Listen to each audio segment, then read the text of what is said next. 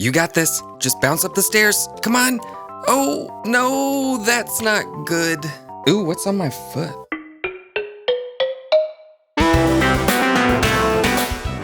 Well, looks like we have a deadly start to today's episode. Today, I'm going to finally do something about my Sniffers here. I'm gonna get them out of the way here in the middle of the city. I'm gonna build a Sniffer Ranch somewhere out on the edge of the city, a big sprawling pasture where they can frolic and sniff all they want, all that their hearts can desire. Poor fishy friend. I know what, we'll make a memorial for them. That's what we'll do.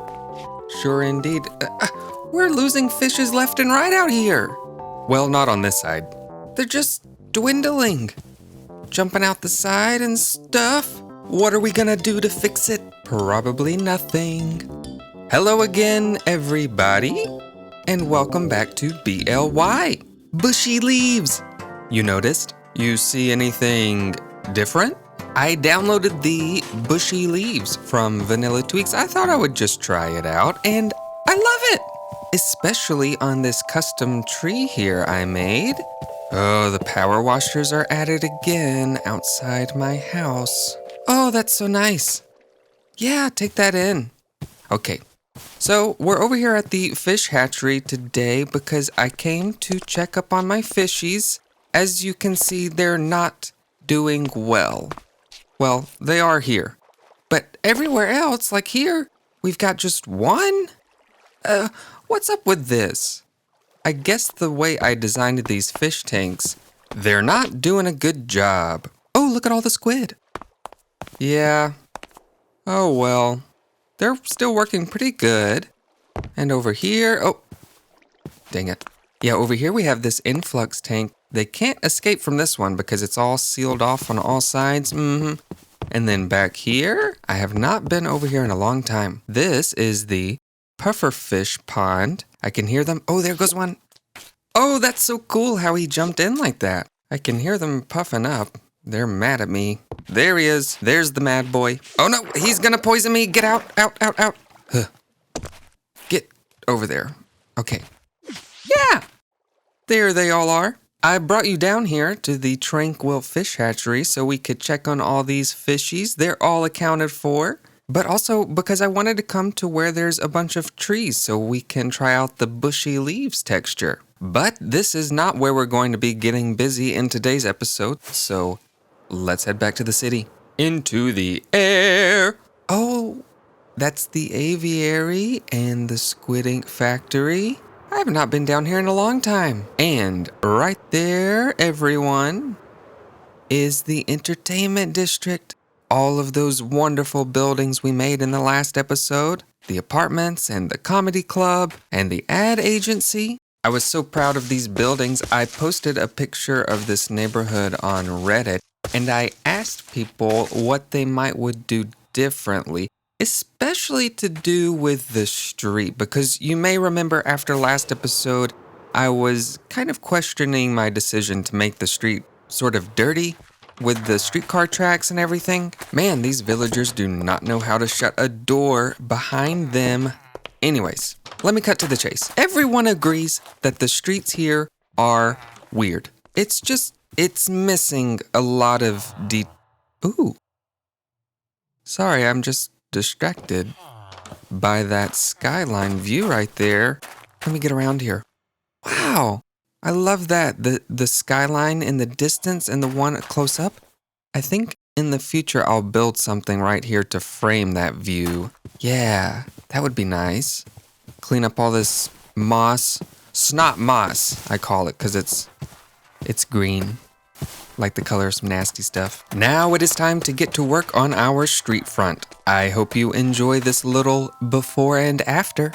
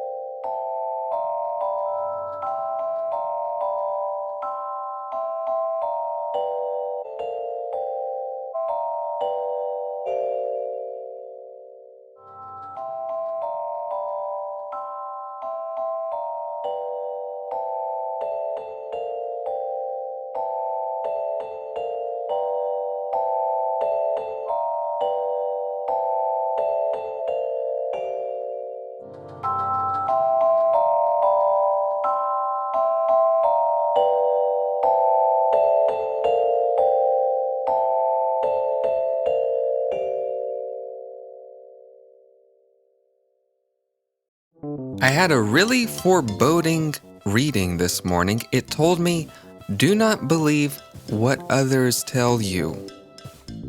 I don't know how that applies here, but I wanted to share it with you because it really stuck with me. It's on my mind. I can't stop thinking about it. In this instance, I'm glad that I listened to the people. That street renovation turned out really well. Yeah. Okay, I'm just gonna head into the power station and do a little cleanup. Guys, look at this. Look at all these books. They just keep coming. I took one out. Of course, it's this thing that Matchstick stuck here. Who built this? They all say that. Who built this? I burned one, turned around, and boom, there's another one. I took that one out, and another one, and another one. You see what's going on here? So I'm gonna try something here. I've actually been wanting to try this for a while. I'm going to turn off the faithful texture pack. We're gonna get a look at the city with vanilla textures. Okay, this is kind of weird. After you get used to the texture pack and you turn it off, everything looks strange. This is the vanilla game, but this looks like the texture pack. And the way it was before feels like the regular. Like, it feels like I've got a texture pack on that shrinks everything down. You know what I mean? Does stuff look smaller than before? To you? 'Cause it does to me. I don't know about this. Look at that. Everybody relax. I turned faithful back on. You can breathe again. But I kept the bushy leaves. Yeah, I think that bushy leaf texture really helps out these custom trees. I have dotted several of them along the street front here, and you'll also notice the big change. I moved the tracks for the streetcar off the street and moved it over here to this bridge over the water. Let's get a view of it from across the way over there. All right, lots of things to talk about here.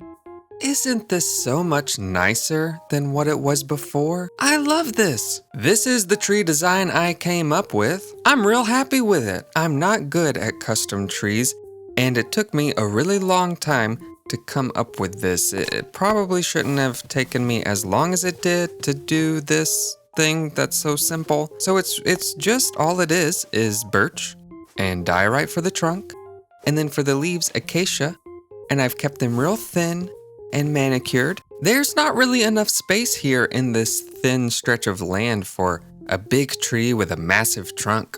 To make this more effective, I dot several of them in a row here and put them at different heights. Now I don't want them to block the actual faces of these beautiful buildings, so I space the trees out along the street here.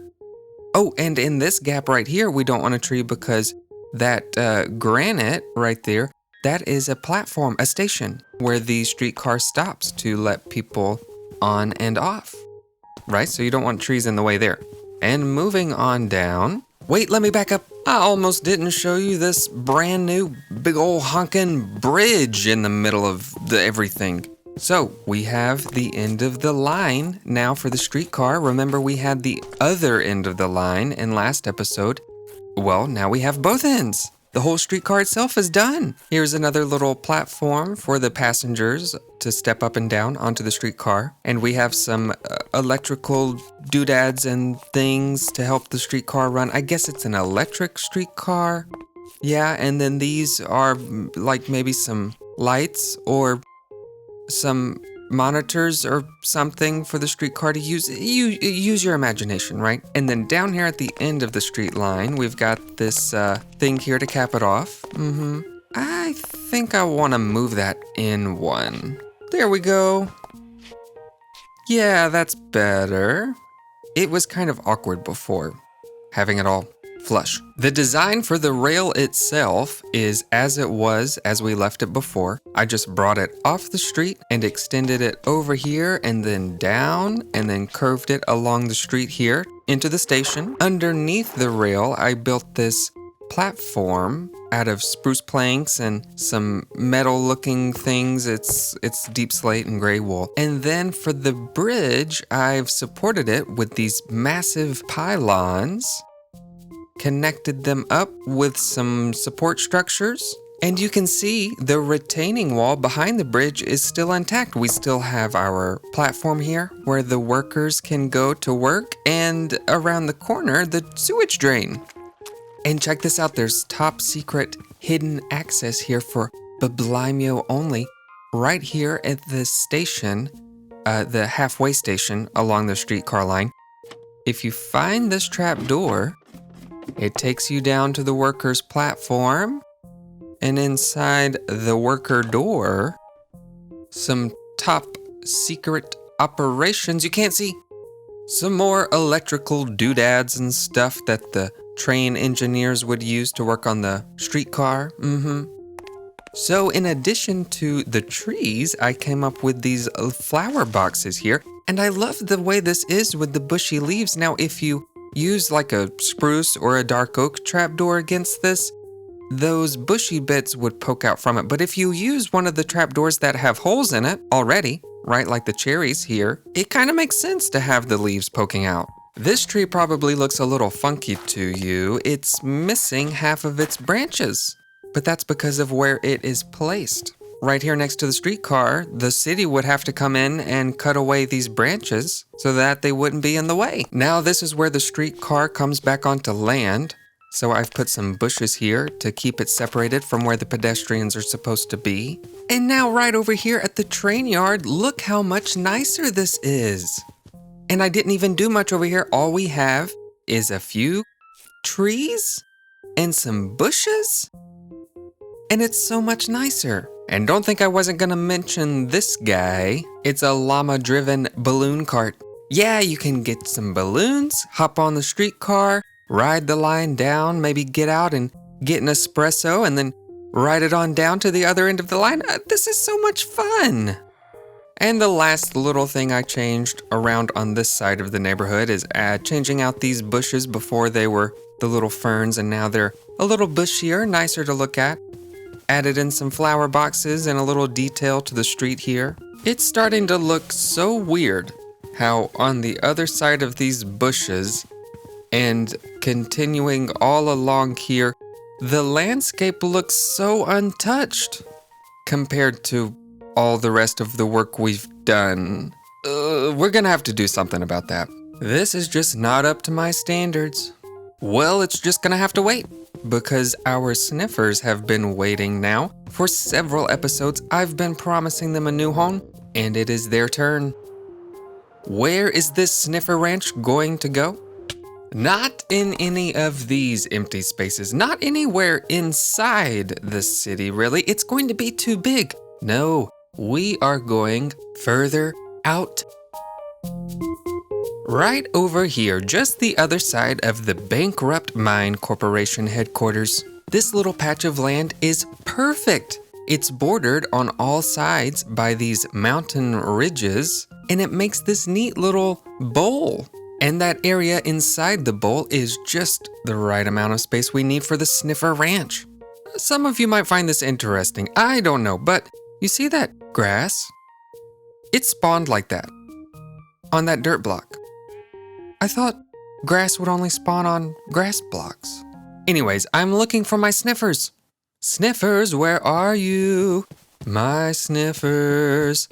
There they are. I brought some babies out here. The rest are back in town. Hello. Now they're not full size yet. However, I wanted to begin to get a feeling of how big the Sniffers would be, how much space they would take up in this area. And yeah, I'm feeling good about it. Now I will begin the magical transformation of this place into a new home for my Sniffers, starting with clearing out all of these trees. Where were we?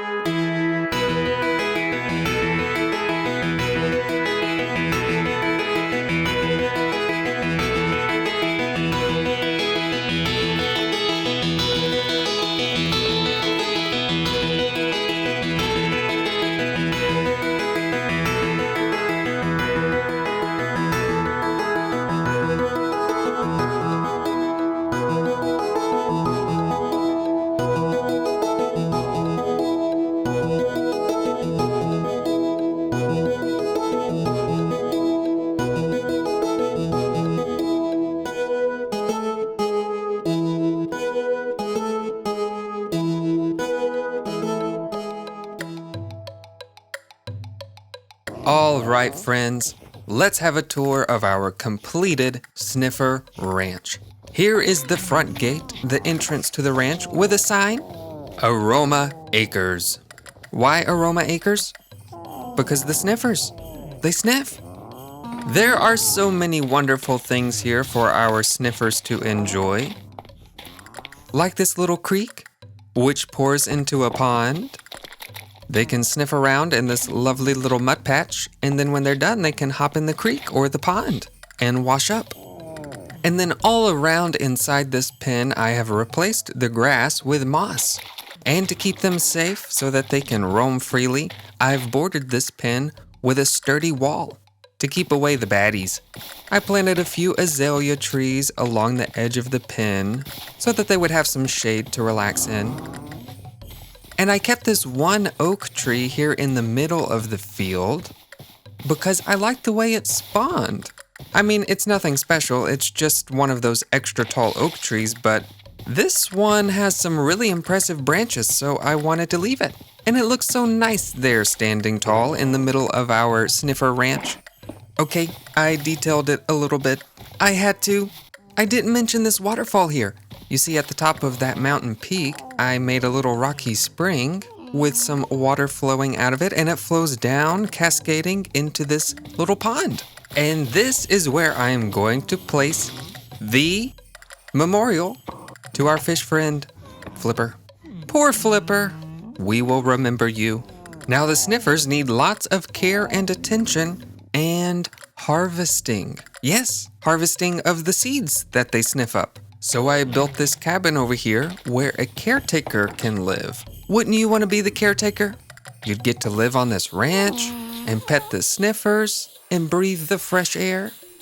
Of course, you'd have to refill their food and water troughs and brush them and smell them and pick up the seeds that they dig and plant them and clean up after their, yeah, maybe we'll just stick to playing Minecraft. Ooh. Well, folks, there you have it. Another episode of B.L.Y. I think I'm gonna call this one Home on the Range.